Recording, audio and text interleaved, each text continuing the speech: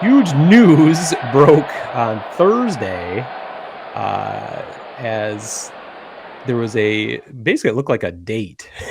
Looked like Carlos Correa and an unknown white male were having brunch together in an outdoor cafe in Houston.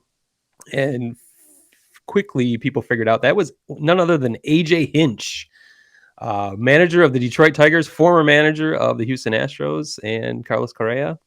They were having This story is so much more plausible than Theo Epstein was seen at a Starbucks on the north side. You're not going to deny that story like you did, like you did Theo. I am not denying this story. I think it's legit. Yeah, They have a prior relationship, as Theo did not with the barista at Starbucks. So correct.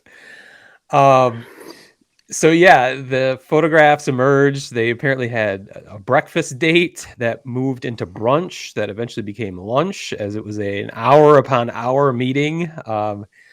People were breaking down the photographs. My personal overview of the photographs is I was not impressed with Carlos Correa's body language. He was slouching in his seat in the picture I saw. He had his arms folded, like he was not being receptive to whatever AJ Hinch was saying.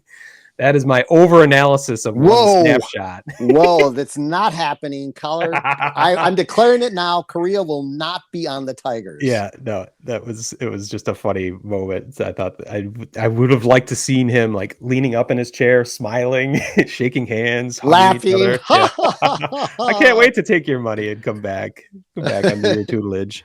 No, I think it's a very encouraging sign. I don't know how you could think anything else. That is the one, maybe two advantages the Tigers have, and going to try to get Carlos Correa. That they have his former manager, who apparently I think they have a pretty good relationship. We speculated that they did.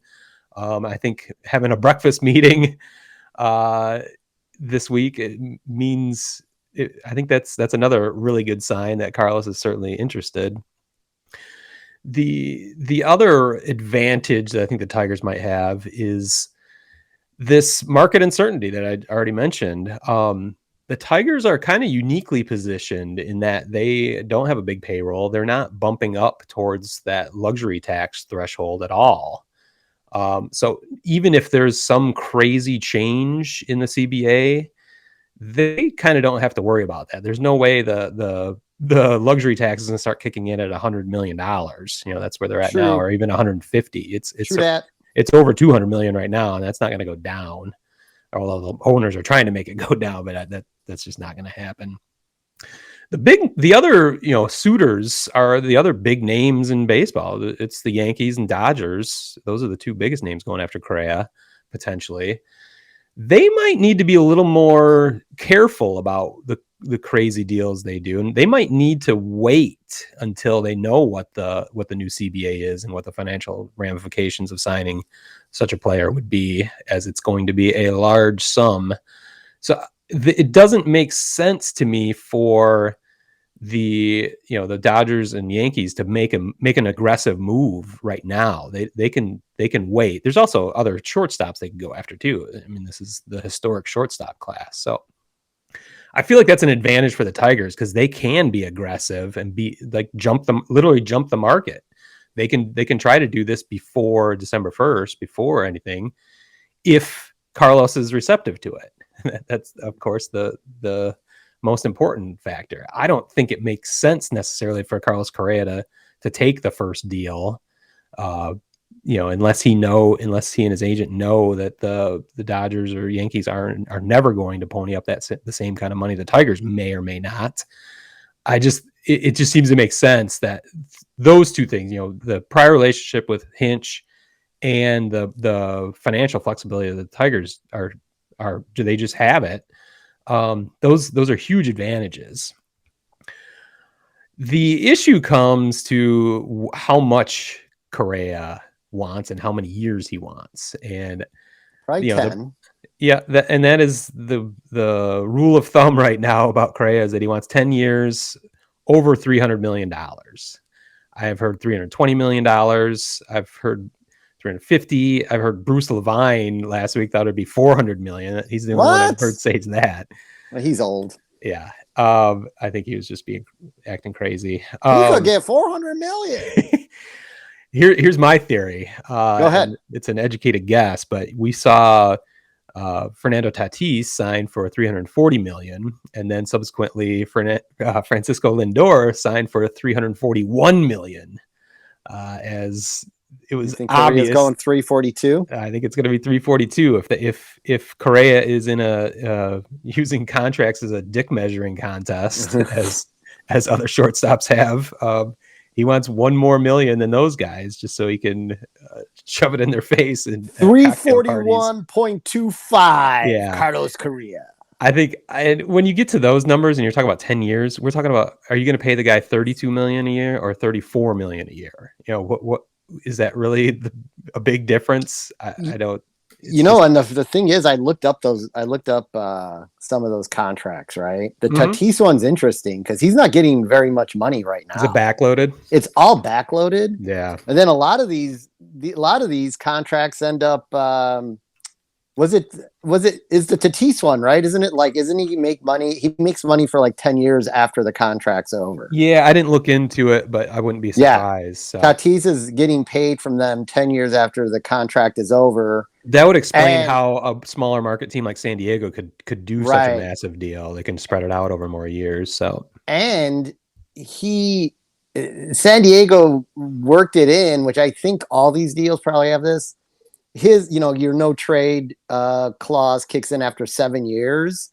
They have a 2-year window after year 5. If they want to try to move them, they can and just get out of it, except for the backloaded end of it, obviously, which they'd be on the hook for. But well, all of this speculation on what Carlos may or may not want might be moot for Tigers fans, because last night John Heyman came in like the wet blanket that he is and said the Tigers will not be.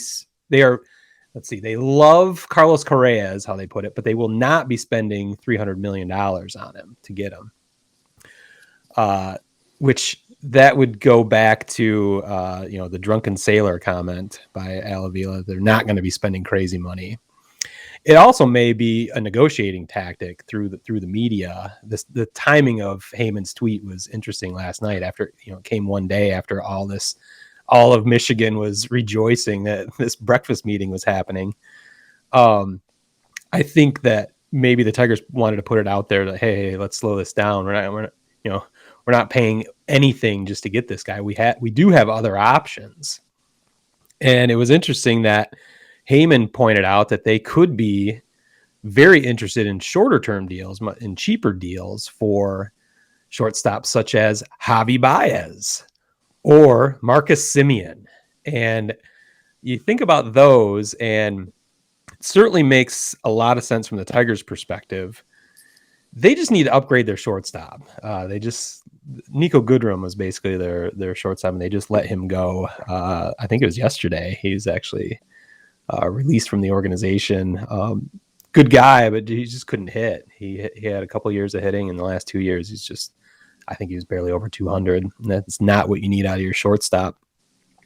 Javi Baez has his warts. He has his upside. Power potential is incredible. He would be a massive upgrade for the Tigers at shortstop. So I wouldn't be opposed to that. Especially defensively. Well, that's the other thing. The defense is what a lot of back to, Eduardo Rodriguez, he could benefit from better defense with the Tigers than what he had with the Red Sox. So the way you do that is put an incredible shortstop behind him. And that is Carlos Correa, actually. And that's another reason why they should be going after him. But there are other options. So Javi Baez, I would be happy with that. Marcus Semien would be perfect because he's 31 years old. He would not be requesting a 10-year deal necessarily, although he can. Word on the street, it's a 5-year deal he's looking for. Yeah, I would think 5 years. I think that would work with the Tigers' plan as well. And it would, nothing approaching the $300 million. So the issue with those two guys is there's no connection. Why would they be interested in Detroit other than Detroit would pay them more money than anybody else? There's no There's no former manager, there's no former pitching coach, which that's one thing I forgot to mention.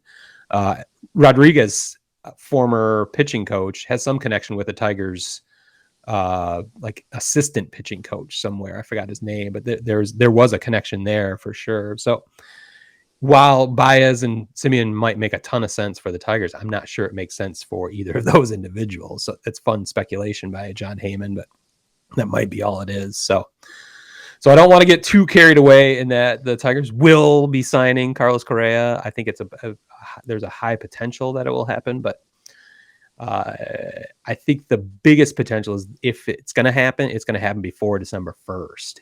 If it goes past that date and there is a lockout, I think the Tigers lose a big advantage and not being able to jump the market. So we've got a little under 2 weeks to find out. It's going to be fun seeing if we can find more pictures of brunch dates or other things that surface throughout the time. But everyone in Michigan is breathlessly awaiting the decision of Carlos Correa.